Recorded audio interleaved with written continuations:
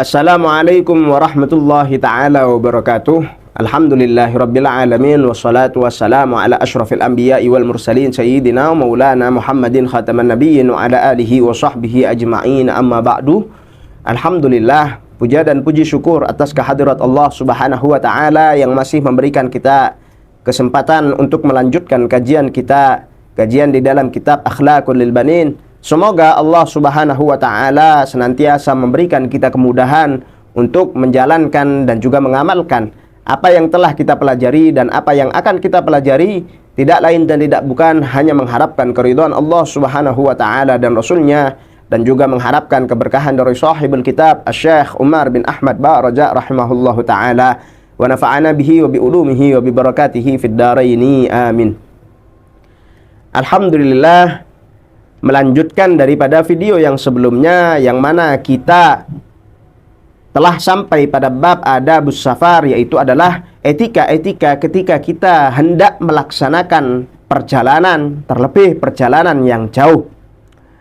Maka di sini beliau menjelaskan kepada kita, i'lam, ketahuilah, anna safara imma an yakuna wajiban, bahwasannya bepergian itu ada beberapa hukum, yang mana hukum yang pertama adalah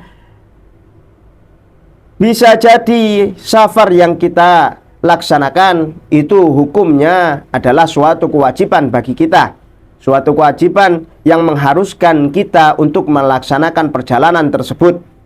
Seperti apa? Contohnya adalah kahajji baitillahil haram, seperti halnya safar bepergian, kepergiannya kita untuk melaksanakan ibadah haji ke Baitillahil Haram. Wa talabil ilmil fardi. Contoh yang kedua adalah seperti halnya safar yang kita laksanakan untuk menuntut ilmu-ilmu yang sifatnya fardu. Maka ketahuilah, dua safar atau dua bepergian seperti halnya tadi itu, maka hukumnya adalah wajib. Wa imma an yakuna manduban, dan ada kalanya safar yang kita laksanakan itu adalah safar yang mandub atau safar yang dianjurkan, yang disunnahkan. Contohnya seperti halnya adalah kaziyaratin Nabi alaihi salatu wassalam, seperti halnya safar kita untuk menziarahi makamnya Kanjeng Nabi Muhammad sallallahu alaihi wasallam, atau ziyaratil auliya was salihin, atau ziarah safar kita yang bersifat mengunjungi para aulia, para sulaha, para orang-orang saleh, maupun mereka dalam keadaan masih hidup, terlebih mereka yang sudah tiada. Au ziyaratil walidaini wal arham, atau berziarah kepada kedua orang tua kita, wal arham, dan sanak saudara kita, untuk menyambung kembali tali silaturahim. Au ziyaratil ashabi wal asdiqa, atau ziarah berkunjung kepada para sahabat, para kawan-kawan yang kita kenal. Wa imma an yakuna mubahan, atau ada kalanya juga safar yang kita laksanakan itu hukumnya mubah. Contohnya seperti kasafarit tijarah, seperti halnya kepergian kita untuk melaksanakan perdagangan atau jual beli dan yang lain-lain. Maka di sini beliau menjelaskan kepada kita, fa idza azamta 'ala safari fasallil istikharata awwalan. Apabila kita sudah tekad untuk melaksanakan perjalanan jauh, seperti halnya melaksanakan ibadah haji ataupun umroh, ataupun kita bertekad untuk merantau ke pulau yang lain, ke kota yang lain, maka dianjurkan bagi kita sebagai umat muslim sebelum melaksanakan safar, hendaknya untuk melaksanakan sholat istikharah terlebih dahulu. Wasta'din walidaika wa asatidatika. Kemudian hendaknya bagi kita untuk meminta izin setelah melaksanakan sholatul istikharah hendaknya bagi kita untuk meminta izin terlebih dahulu kepada kedua orang tua kita. Wa asatidatika, atau yang memiliki guru, hendaknya juga bagi orang yang melaksanakan musafir untuk meminta izin terlebih dahulu kepada guru-gurunya. Fa idzan syaraha sadruka, dan apabila hati kita sudah lapang, hati kita sudah tenang dengan melaksanakan sholatul istikharah, wa adinu laka, dan orang-orang tersebut yaitu adalah kedua orang tua kita, guru-guru kita, telah meridhoi kepergian kita, safar yang akan kita laksanakan, maka langkah pertama yang kita laksanakan, yang kita lakukan sebelum melaksanakan safar adalah fabda biraddil madhalimi ila ahliha ka an ta'khudha syai'an bila idzni sahibihi. Langkah pertama adalah mengembalikan barang-barang yang telah kita gunakan atau kita pinjam. Seperti halnya kita pernah memakai barang-barang tanpa meminta izin kepada tuannya terlebih dahulu. Seperti halnya kita pernah menggosok barang-barang, misalkan kaos dan yang lain, maka hendaknya bagi kita untuk mengembalikan barang-barang tersebut kepada orangnya. Fatarji'u ilaihi wa biraddil wada'i wal awari aidan. Dan juga kita juga dianjurkan untuk mengembalikan barang-barang titipan yang telah dititipkan kepada kita. Hendaknya bagi kita untuk mengembalikan kepada orang yang telah menitipkan kepada kita. Wal awari, dan juga barang-barang yang telah kita pinjam.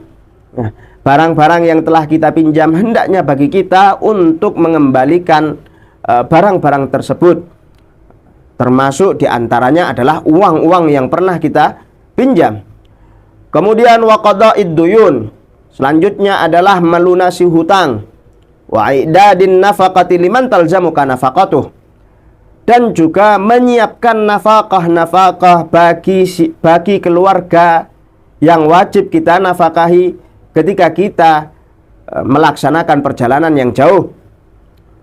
Selanjutnya adalah wal wasiyati bima tahtaju ilaihil wasiyati bih. Hendaknya bagi kita untuk memberikan wasiat-wasiat kepada orang-orang yang membutuhkan wasiat tersebut dari kita. Seperti halnya kita dianjurkan ketika kita kedudukannya sebagai orang tua, sebagai bapak, maka jangan lupakan wasiat kepada anak-anak kita, istri-istri kita, untuk senantiasa bertakwa kepada Allah Subhanahu wa ta'ala. Dan itu adalah wasiat-wasiat yang sifatnya ukhrawi. Dan adapun wasiat-wasiat yang duniawi juga tidak luput untuk kita wasiatkan kepada keluarga kita, sanak saudara kita. Seperti halnya contoh, saya memiliki harta yang terpendam di lokasinya di belakang rumah, dan seterusnya. Maka apabila ketika saya tidak kembali dari safar saya, maka hendaknya harta tersebut digunakan sebaik-baiknya untuk keluarga saya, dan seterusnya. Daripada wasiat-wasiat yang telah dicontohkan seperti tadi. Wa tahyi'atiz zadil halalit thayyib. Kemudian setelah wasiat yang telah dituliskan atau telah disalurkan kepada keluarga atau sanak saudara kita, adalah bagi kita untuk mempersiapkan bekal kita di dalam bepergian kita, di dalam safar kita. Dan tentunya bekal tersebut harus bersifat yang halal. Kemudian selanjutnya adalah wastaghfir rabbaka min jami'il ma'asi wad-dunub watlub minhul ma'unata ala safarik. Selanjutnya adalah ketika semua telah diselesaikan daripada etika-etika dan adab-adabnya safar, sebelum kita melaksanakan safar, hendaknya bagi kita untuk meminta ampunan terlebih dahulu kepada Allah Subhanahu wa taala dari segala maksiat-maksiat, dari segala dosa-dosa. Kita dianjurkan untuk memohon ampun kepada Allah Subhanahu wa taala dengan memperbanyak istighfar kepada Allah Subhanahu wa taala, dengan melaksanakan salat taubah kepada Allah Subhanahu wa taala. Watlub minhu, dan mintalah kepada Allah Subhanahu wa taala al-ma'unah, pertolongan kepada Allah Subhanahu wa taala ala safarik, atas perjalanan yang akan kita laksanakan. Dan kiranya itu saja yang mungkin dapat kami sampaikan. Mudah-mudahan bermanfaat, mudah-mudahan menjadikan ilmu yang manfaat, ilmu yang barokah.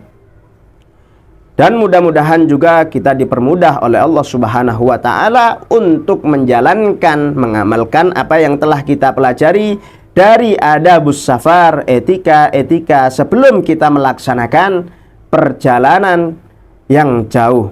Dan mudah-mudahan kita semua ditakdirkan oleh Allah Subhanahu wa taala untuk bisa melaksanakan safar yang wajib selain menuntut ilmu, yaitu adalah berkunjung ke rumahnya Allah Subhanahu wa taala, ke Baitullahil Haram, melaksanakan ibadah haji, melaksanakan ibadah umrah. Amin ya rabbal alamin. Hadza ma aqulu lakum wallahul musta'an alaihi tuklan. Assalamu alaikum warahmatullahi taala wabarakatuh.